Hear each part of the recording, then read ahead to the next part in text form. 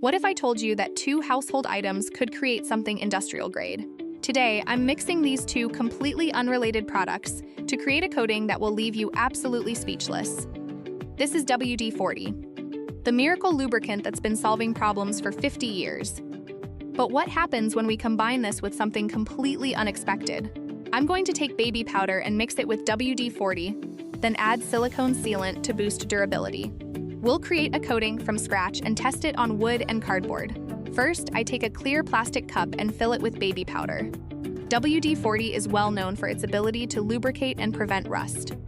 Now I'm taking the WD-40 can and carefully spraying it directly into the powder.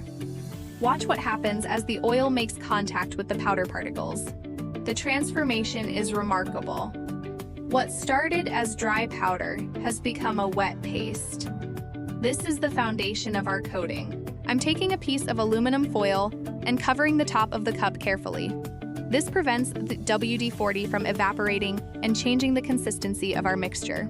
Now for the secret ingredient that will make this coating truly water-resistant: silicone sealant. This is what contractors use for waterproofing. Now I need to mix these three components together. But immediately I realize we have a problem. The silicone has made the mixture extremely thick and sticky.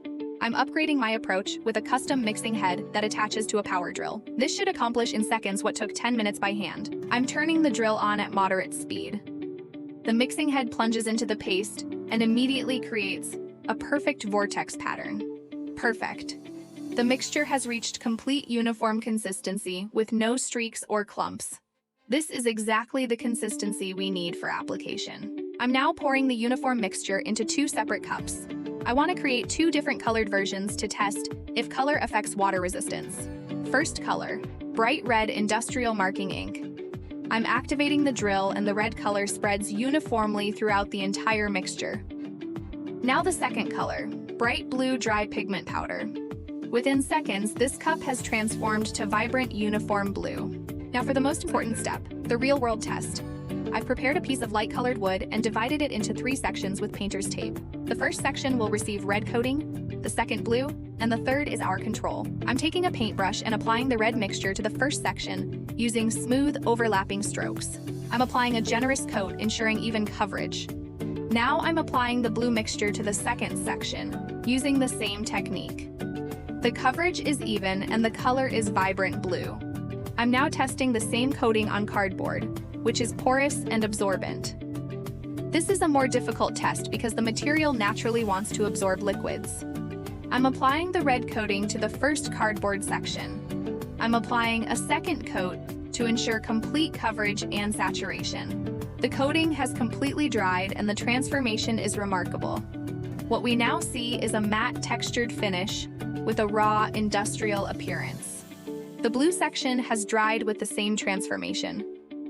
The texture is identical to the red section, confirming the colorant didn't affect coating properties. I'm pressing my finger firmly against the red surface. The coating is extremely firm with no give. Both sections have cured to complete hardness. This is the critical test. I'm spraying water directly onto the red-coated wood section. The water is beating up and rolling across the surface, rather than being absorbed. Now let's spray water on the untreated control section.